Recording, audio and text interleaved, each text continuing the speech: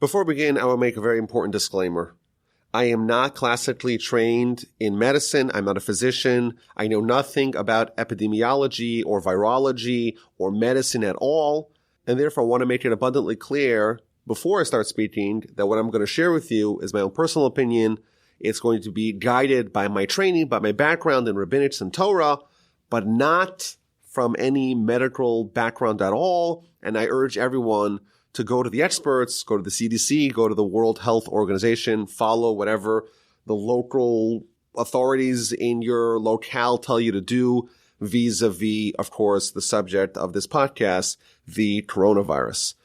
Now, I was planning on discussing something else. We have an amazing Parsha Sisa. It's a loaded Parsha. I prepared some very interesting ideas to share about this Parsha, about the golden calf, the sin of the golden calf, and the tablets that Moses brings down, that he ultimately shatters at the bottom of the mountain. And then, of course, there's the whole prayer to forgive the Jewish people, and the second set of tablets are given as well. But I decided to scrap those plans when something very significant happened in our neighborhood.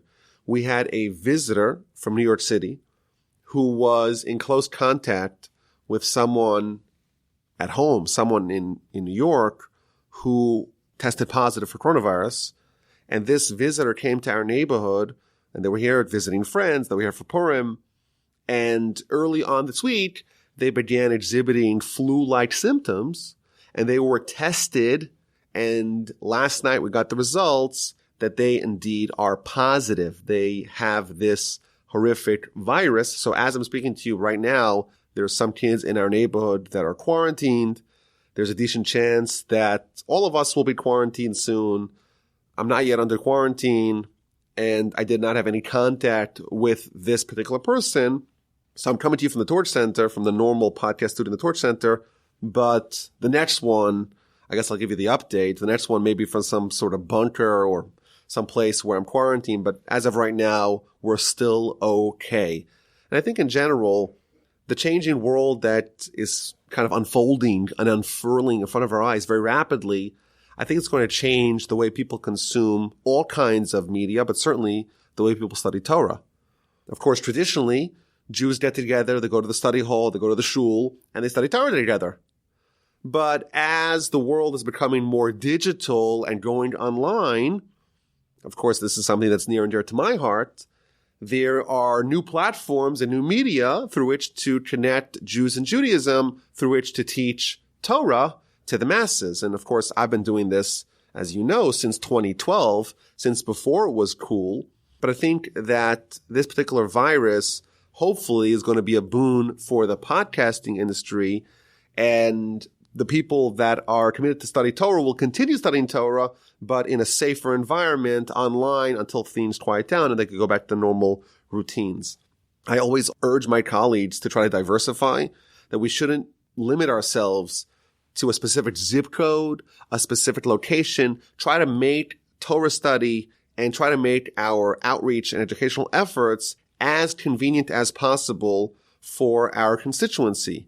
I always like to say that the old model was like the Blockbuster model. You got to come to our building at a specific time in order to enjoy what you want to enjoy. But the new model, well, that's Netflix. It's on demand. You can play it at your own speed. You can listen to half a class and finish it on your commute back home. And I think that there's something positive that's going to come out of this, that more people are going to be exposed to new kinds of learning, to new learning modalities and paradigms. And in that spirit, I want to plug a new podcast, the Jewish Inspiration Podcast by Rabbi Aryeh Wolbe. That's my older brother. This is a wonderful new podcast that he launched. He has very ambitious aspirations to leapfrog me in the amount of downloads that he gets. So I wish him tremendous luck, and please help him out in that noble pursuit. Again, it is called the Jewish Inspiration Podcast with Rabbi Aryeh Wolbe. So after all those introductions, I want to talk about the coronavirus. And I think a way to open up the subject is that we are always trained, whenever we encounter something, we're trained to ask the question, what is the message for us? The Talmud tells us that when something bad happens to a person, when something painful befalls a person, they are required to try to figure out what the message is. What is the Almighty telling you? You're supposed to examine your deeds. You're supposed to examine your behavior. You're supposed to ponder what exactly is the message and what is the lesson that you should take home. The Baal Shem Tov used to say that the world is like a mirror. Everything that you see, you're supposed to reflect it inward, try to absorb it, try to digest the message, and try to see what the Almighty is telling you and what you need to improve, what area of your life maybe you should re-examine. The Talmud tells us that if someone witnesses a sota, a suspected adulteress, in her disgrace, yazir atzmo min hayayin, they should abstain from wine by making themselves a nazir. What that means is when you witness someone else who potentially has behaved in a very immoral fashion, that should not be limited to something that you relate to as something which is very external. Quite the contrary, you're supposed to turn it inwardly and ask, what is the message for me? And I think with this coronavirus ravaging the world, it's dominating the news. The NBA canceled or suspended their season. The stocks, of course, are all tanking. There's no more trips to Europe. Locally, schools and shuls and stores are all closed. There's panic. And I think it's incumbent upon us to ask the question, what is the message for us? What is the takeaway that we can have, or what are some of the lessons that we could take from this very rapidly changing story? And I think that there's at least 3 different lessons that we can take from our Parsha regarding how we're supposed to think about it, but also potentially ideas of how we could mitigate the influence of this horrific disease. Our Parsha begins with a census and how exactly Jews count other Jews. And the verse tells us, when you take a census of the children of Israel, every person gives a donation. Of course, that's a subject that's near and dear to my heart. Every person gives a donation to God, to the coffers of the temple, and that is a proxy for counting them. And then the verse concludes, so that there will not be a plague among them when counting them. It's an amazing way to start the Parsha, that the Parsha is telling us that there is a way to avoid pandemics, a way to avoid plagues, and that is by substituting coins for people when counting people when doing a census. And every year, when the Jewish people would count how many Jews there are, they would not count people. They wouldn't line people up against the wall and start counting them one after another. Instead, every person makes a donation of the half shekel coin, and that money goes into the temple coffers. That money is used to buy the animals and buy the materials for the daily sacrifices in the temple and in the tabernacle. And that's the way that you know, by counting the coins, you know how many people you have. Now, of course, all the commentaries ask the question, what does counting people directly have to do with the plague? Again, it's implied for the verse that if the Jewish people are counted directly, you just line them up and just count them, well, then there is a risk of a plague. There is a risk of an epidemic, a pandemic. What does counting people directly have to do with the risk, with the threat of people dying in a plague? So, of course, there's many answers to this, but one of the themes that all the commentaries talk about is that if you just count people, you just make a list of people, line them up against the wall, and just count them one after another, what you're doing is you're equating everyone. You're ignoring the individuality of each individual person. Each person is a world. Each person matters. Each person is unique. It's not just a bunch of generic humanoids, a bunch of generic Homo sapiens. No, each person is an individual. And each person is so valuable, and I cannot limit them to being a statistic by just counting them one after another. And I think we can maybe suggest, we have this terrible virus, and the virus doesn't differentiate between people. You have heads of state, you have celebrities, they're all getting the virus just like everyone else, regardless of where they are in the socioeconomic strata. I think we could suggest that a virus or a plague is a manifestation of people not being differentiated as individuals. And here what the Torah is telling us is that the way to mitigate, the way to avoid the plague is to notice and recognize the value and the worth of each individual. Moreover, this process is used to buy sacrifices.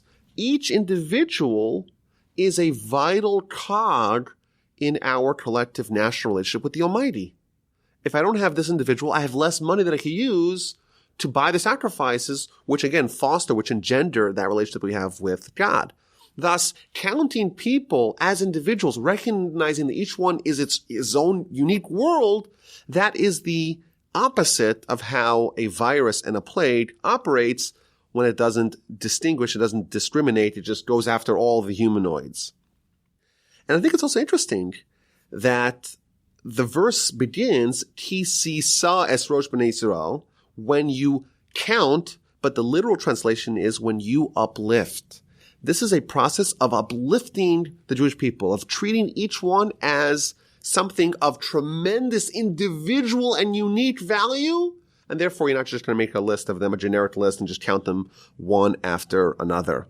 I think maybe what the verse is hinting at, that there is perhaps an idea, a solution to how to avoid the plague, to see people as individuals, to see each individual as someone of worth, to break out of the cocoon of selfishness that maybe we're wont to be in, and recognize that every single individual is needed to foster that relationship that we have with us and the Almighty. Every Jew is uplifted. Every Jew has amazing value of being a human, of being a fellow Jew. We also say that every person that exists, every person that's alive in the world today, is someone that the Almighty decreed, so to speak, that they should be alive. It's almost as if the Almighty is telling us that every person is needed, because if they weren't needed, they wouldn't be here. And that's a different attitude that we have when we do a census. We just make a list of people. We don't ask questions. It doesn't really matter to us. If there's a warm body here, we're counting it. No. Every human, and certainly every Jew, is someone the Almighty is telling us, this person I need. The world cannot exist without them, because if it could, they wouldn't exist. Uplift the Jewish people, and therefore count them this way, and therefore you avoid the virus, you avoid the plague, because the plague happens when we don't recognize the value of each individual. I want to add to this point, in our Parsha, we read about the Ketoras, the incense. And the incense, of course, is a list of 11 different spices that you create the cocktail, the concoction, and you burn it on the inner altar twice a day.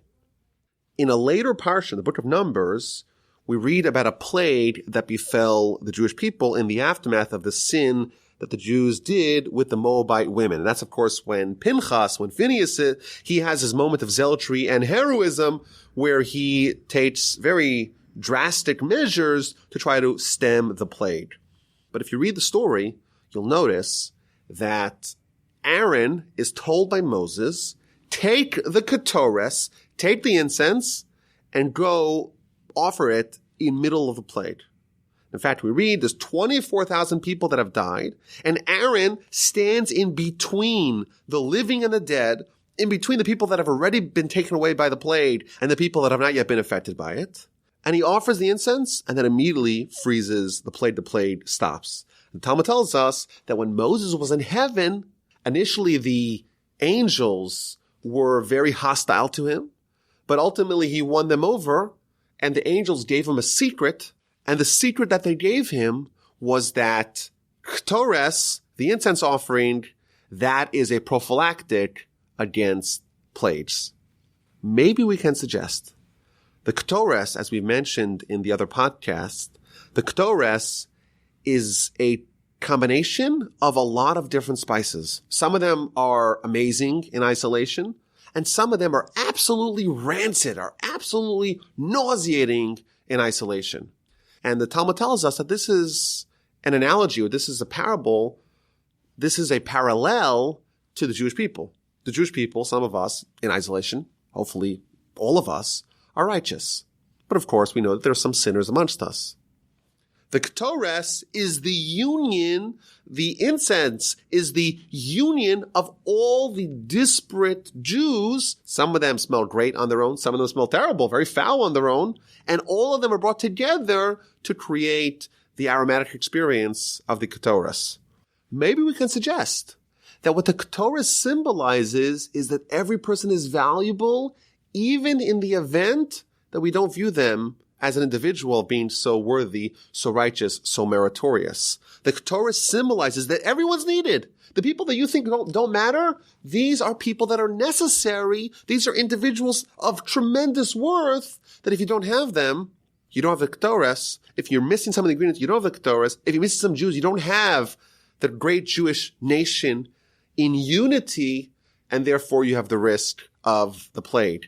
Thus, the verse over here that tells us to count the coins and not the people, and thus avoid the virus, thus avoid the plague. And the verse in the book of Numbers that tells us bring the Ketores, which of course is mentioned in our Parsha, but bring the Ketores and that stops the plague. Both of them actually have the same underlying theorem, underlying principle at play, and that is that even the Jews that we can maybe disregard, we would do that, but God doesn't do that. Even the spices that are foul-smelling, no, they also are a necessary ingredient in the Ketores. We have to treat everyone as individuals. And maybe we can make this first suggestion from our Parsha, that one of the lessons that we should take home is that perhaps we're not doing enough of viewing each one of our brethren, each one of our Jewish friends and neighbors as someone of tremendous value and import, and someone that we need to cherish as an individual, not just as a statistic. That's the first lesson that I wanted to bring out from our Parsha about the coronavirus.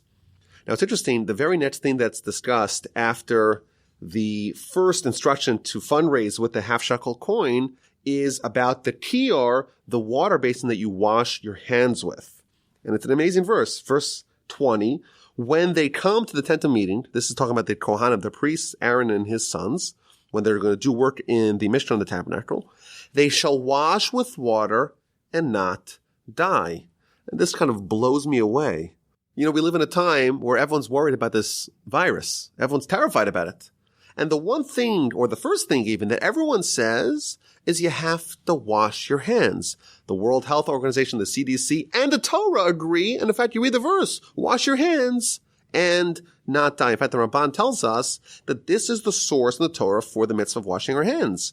And we know Jews are obsessed with washing your hands. In the morning, you wake up in the morning, you're supposed to wash your hands. Before you eat, you're supposed to wash your hands. Before you pray, you're supposed to wash your hands. After using the bathroom, you're supposed to wash your hands. It's an amazing mitzvah, and it's a mitzvah that we're told, of course, this is in a different context, about the Kohanim, about the priests, about Aaron and his sons walking into the tabernacle, wash your hands and not die, and you open up the news or you read any basic guide, any basic list of recommendations as to how to navigate this danger, and they say the same thing, wash your hands, and that will help protect you against this virus. It's such an amazing thing to observe that the thing that we've been preaching for millennia, wash your hands, science, the rest of the world is echoing today, wash your hands and not die.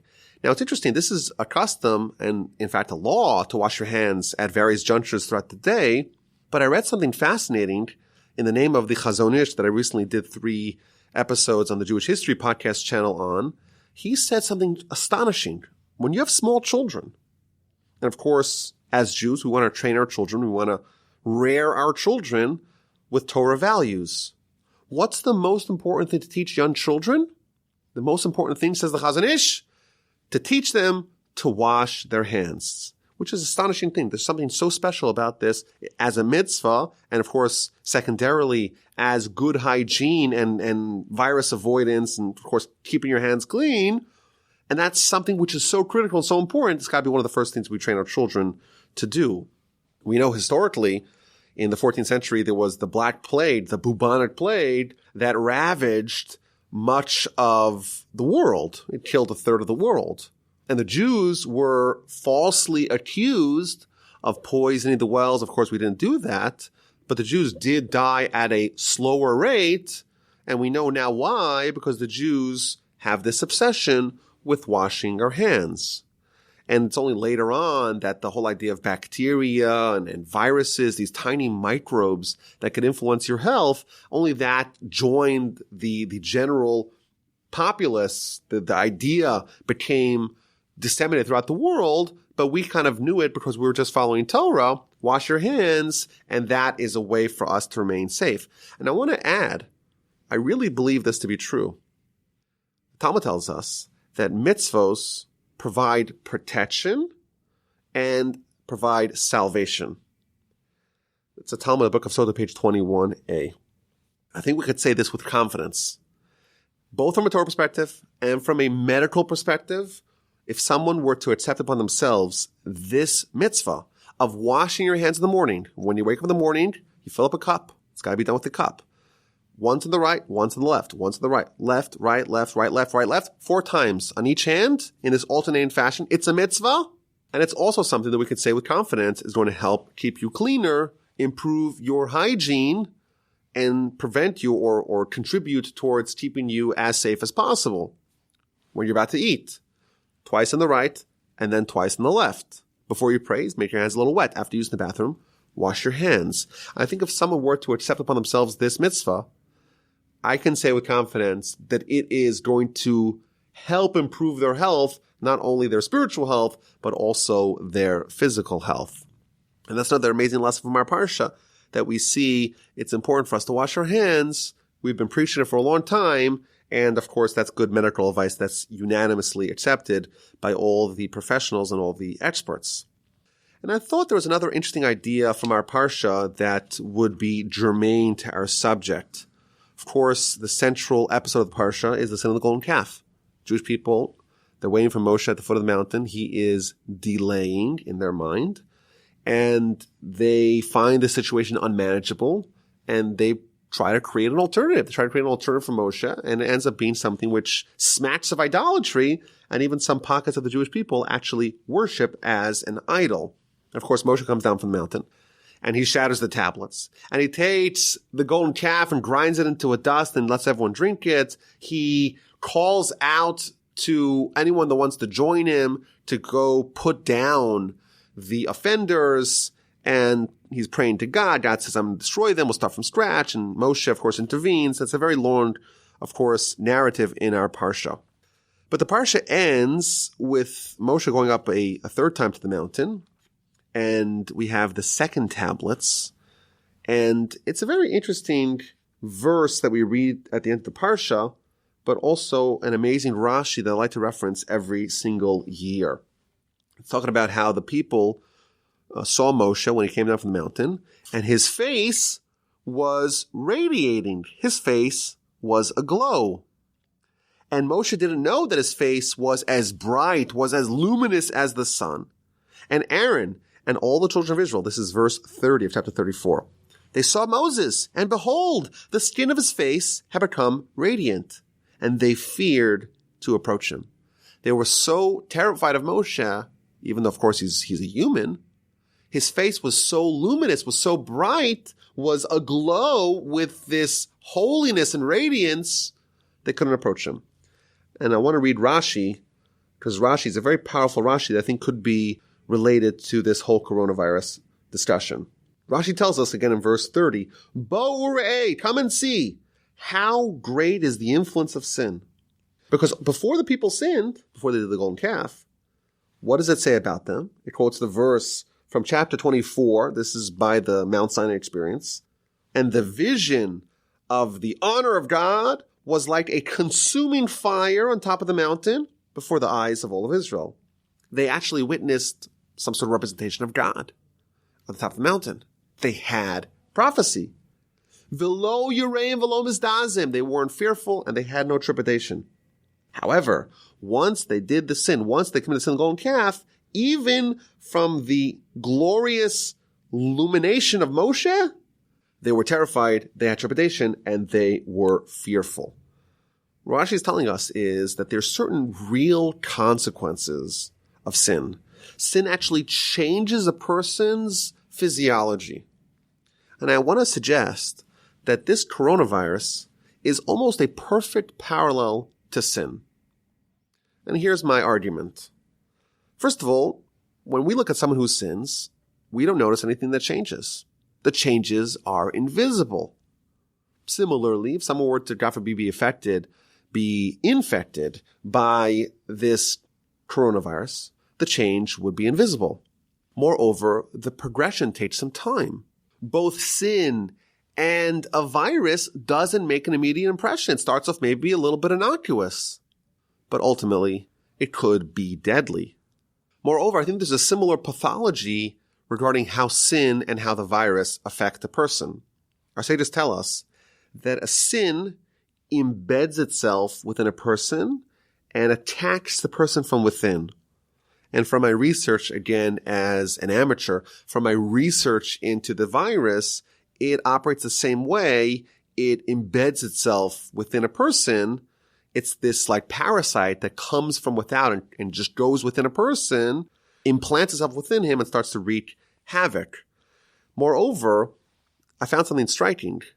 The virus is actually different. It's not a living thing, or there's a debate whether it is a living thing, because it doesn't actually have any cells that divide. The virus actually comes from a person themselves, from the infected host's cell. And that's kind of similar to sin. Sin is like this foreign invader, this foreign intruder that embeds itself in our soul and starts to corrupt us from within. I want to argue that there's also a component of virality to sin. The Talmud tells us, Oy l'rasha, oy l'shcheno. Woe to the wicked one, woe to the sinner, and woe to their neighbor. Just as we should try to inoculate ourselves, we should try to quarantine ourselves, we try to distance ourselves from someone that God forbid has a virus, because it could influence us, it could affect us, it could infect us. Similarly, with regards to sin, there is that same transmission, that same virality, that if you surround yourself with bad people, you may be infected with their evilness. Moreover, there's the lethality. Both the sin and the virus could effectively kill you. Of course, we know how the virus could effectively kill you. It could implant itself in your low respiratory system and could cause pneumonia and all kinds of other terrible diseases, and it could be very dangerous, even lethal. And the Talmud tells us that sin works the same way. The Talmud tells us that a sinner is someone who, even while they are alive, they could actually be dead. They could be nominally alive. They could look like they're actually alive when in fact they are dead because their soul is dead within them. And therefore, I think there's a lot of parallels here between the effect that sin has on a person and how we know the virus and the coronavirus operates within a person. I had another interesting thought. You know, the name coronavirus, the word corona means a crown.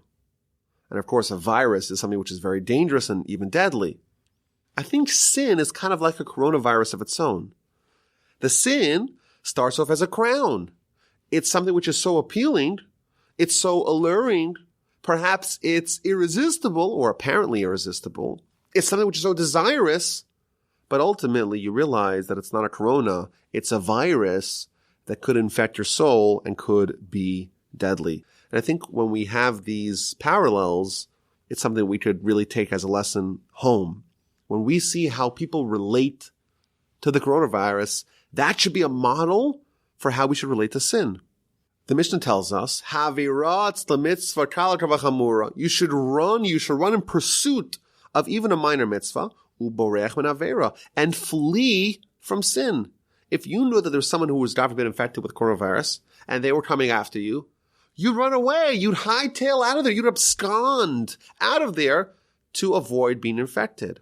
That's the way we have to relate towards sin. We have to run away from it. And we see people changing their lifestyle, changing their habits, changing their plans, changing their vacation and travel plans because of the virus. Talmud tells us that when you're traveling, you should think about which one of these routes is potentially more dangerous or going to increase or decrease my likelihood of encountering sin. And of course, just like you would avoid the plague, you'd avoid the virus as if it was a plague, we should try to avoid sin with that same determination. And I want to add more broadly, the general message of Jewish spirituality all relates, I think, to one common theme. And that is, we are describing an invisible world. Of course, we all see our body. The soul, which Judaism argues is more important than the body, the soul's invisible. We see the world around us. What we don't see is God. God's invisible. Of course, we see that's more important than anything. We talk about this world because we can see it. And then you open up the sources and it talks all about Olam Haba, the next world that we cannot envision. That's the world that's beyond us. And in fact, in Jewish literature, both our soul and God and Olam Haba are all described as being invisible. The Talmud tells us there's 5 commonalities between the soul and God. And one of them is roeh ve'eino nireh, sees but is unseen. Our soul sees, we can't see it. God sees but is unseen. Olam Haba, the spiritual world, the next world, says the Talmud, ayin lo rasa, an eye cannot see it. We believe that there's an entire other world that matters much more than our visible world. The other world is invisible, and that's the world that really matters. And then we have this virus. The virus is totally invisible to us. And the entire world is quaking in their boots because of this invisible thing that's wreaking havoc, that's bringing the world to its knees. The Chafetz Chaim of blessed memory used to say, the Almighty lets us discover inventions and scientific discoveries that can help us restore faith. I think with this focus, this intense focus that's happening now on the virus, I think it's a good time to remember that this is an illustration of the fact that there are things that we cannot see, but matter way more than things that we can visualize. I think that's another valuable and important lesson that we can draw home from this story that is dominating the airwaves. Maybe there's another idea as well at play here. From my research, it turns out that, we talk about bacteria and viruses, and both of them, of course, are very, very small. We cannot see with the naked eye. But a virus is the smallest of the microbes. And even though there's about 5,000 viruses that we know of, the largest virus, just in size, is still smaller than the smallest bacteria. So we're talking about a virus. It's so, so tiny. It's so, so small. And the Almighty is sending this small, tiny, minuscule thing, and it's humbling people. And there are sources in the Talmud that talk about how whenever we think about the small things that take over our world, it's a lesson in humility. The Talmud, for example, in the book of Sanhedrin tells us that Adam was created after the Yitush. The Yitush, it means like a fly. I suspect the way it's described in the Talmud, it may actually refer to a virus. More about that in a second. A Yitush was created before Adam. And the Talmud tells us that the reason why the Yitush was created before Adam is because in case Adam gets too haughty, in case he gets too arrogant, you always remind him, Yitush tidamcha. The Yitush, this small, tiny animal, whatever it is, this Yitush preceded you. And therefore don't get too prideful, don't get too boastful, don't get too arrogant. There's another story in the Talmud. This is the book of Gittin on page 56b, I believe it is. This is talking about the aftermath of the destruction of the Second Temple, and it's talking about Titus. Titus was the Roman general who actually destroyed the temple, ultimately became the Roman emperor. But it's talking about what happened in the aftermath of his destruction of the temple and all the slaughter that accompanied it. So it's telling us that he was once at sea, he was in a ship, and a huge wave rose up against him, and it almost drowned him. And Titus made this declaration, you see, God only has power in the water. God's trying to attack me, but he can only use water. He is feeble in other areas. Pharaoh started up with God, he drowned him in water. Sisera started up with God, he drowned him in water. And now God's upset at me because I destroyed his temple, and he wants to drown me with water. If he's so mighty, if God's so powerful, let him go into dry land and wage war against me on land. And the Talmud goes on to say that a prophetic voice announced, you're a wicked person, the son of a wicked person, you're a grandson of Esav, the wicked one, and I'm not going to attack you with water. I'm going to attack you with the lowly creature, a small creature in my world that is this Yitush. Again, the same animal that was discussed in the previous Talmud in Sanhedrin. And the Talmud interjects, the Talmud says, why is it called a lowly creature?